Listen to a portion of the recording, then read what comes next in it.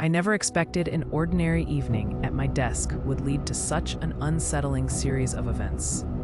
It was just another night in my small apartment, the familiar hum of my computer blending with the distant sounds of the city outside. I often found comfort in the routine that shaped my life: work, dinner, and a few hours of streaming my favorite show before bed. Sticking to this rhythm kept me grounded. I worked as a data analyst at a tech company downtown. The job required close attention to detail, but offered little room for creativity. My days were filled with endless rows of numbers and reports, and at the end of each workday, the satisfaction of completing another tedious assignment made me feel accomplished. I cherished the predictability, the way the numbers aligned perfectly, each data point behaving just as it should. It was during one of those quiet evenings at home that I first noticed something unusual. My refrigerator, a sturdy model I had owned for years, was making a peculiar clicking noise. I brushed it off. Appliances don't just break down without warning, right? Maybe I hadn't noticed the sound before, or perhaps it was just the ice maker working. So I left it at that and returned to binge watching my latest show. Days went by and the clicking persisted, sometimes louder than others. It would grow loud and then fade away, lulling me into a false sense of normalcy. I kept meaning to check it out, to call a repairman, but interrupting my routine felt unwelcome. The sound became like an old friend, a gentle background noise in my life. Besides, I was too busy finalizing reports for an upcoming presentation to concern myself too much. One night, after another long day spent with spreadsheets, I heard it again, a sharp click followed by silence. This time it felt different, almost like a question directed at me. I stood up, ready to confront the source of the annoyance, but an email notification distracted me. Just a few more minutes of work, I thought. I settled back into my chair, the noise drifting into the background as I focused on my screen. Then came the subtle occurrences. I would open the fridge to find something missing, an item I could have sworn I had put there earlier in the week. Last week, it was a half-eaten slice of cake. This week, it was a packet of olives meant for a salad. I kept telling myself I must have eaten them without realizing it. My memory can be as scattered as the papers on my desk. One evening, the unease peaked. While chopping vegetables in my kitchen, I caught a glimpse of movement out of the corner of my eye. I turned suddenly, but saw nothing, just the empty hallway leading to my living room. I shook my head, dismissing the feeling of silliness. I was alone. Then the doorbell rang, breaking the stillness of my apartment. It was unusual for anyone to come by unannounced. Peeking through the peephole, I saw my neighbor from across the hall, a soft-spoken woman named June, with whom I occasionally exchanged pleasantries. "We've never really talked," she began awkwardly as I opened the door. "I hope I'm not bothering you."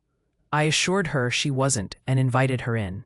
Once in the living room, she shared snippets of her day. I listened politely, but couldn't shake a feeling that something was off. Her gaze kept drifting toward my kitchen, particularly to the refrigerator. Finally, she broke eye contact and turned back to me. "Do you hear it?" she asked, her voice edged with concern. "Hear what?" "Your fridge. It's making a strange sound." My stomach dropped. "Yeah, it clicks sometimes." I laughed lightly to dispel the unease. "It's probably nothing." But her expression darkened. "Just be careful. You never know what's happening inside those machines."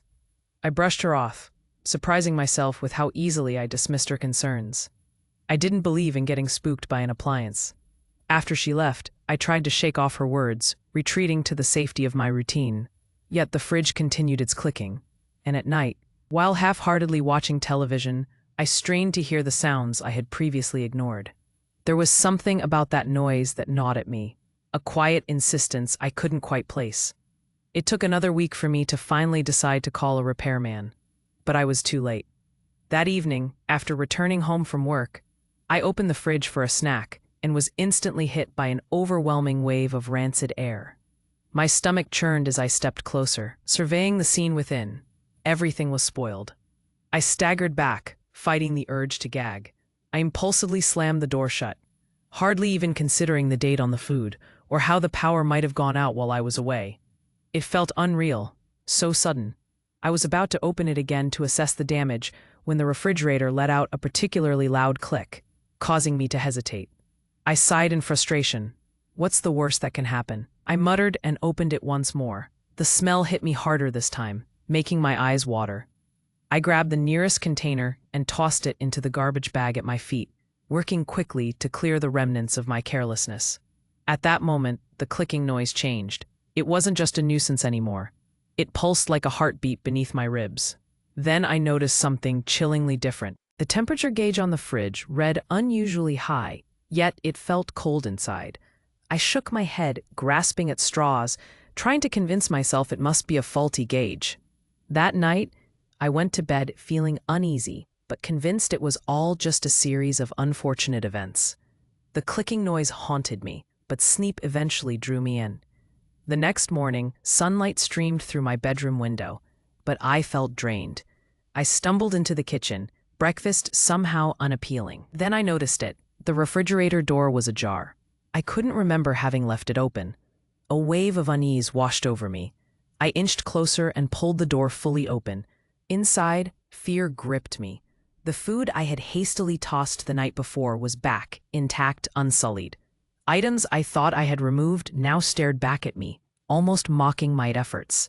Panic set in as I staggered back. I pinched my arms, trying to wake myself from what felt like a bizarre dream. But everything was too real. I slammed the door shut, my heart racing, trying to process it all. Just then, I noticed my phone on the kitchen counter, a notification flashing on the screen. It was from my own calendar, a reminder I didn't remember setting. Check the refrigerator. Who had set that? I realized I hadn't scheduled anything of the sort. Trembling, I reached for the handle again, but hesitation held me in place. I could hear the fridge quietly ticking behind the metal wall, and suddenly a dull realization hit me. Something was wrong. Beyond repair, beyond my understanding. I recalled June's words, "You never know what's happening inside those machines." I didn't have the courage to confront whatever I might find.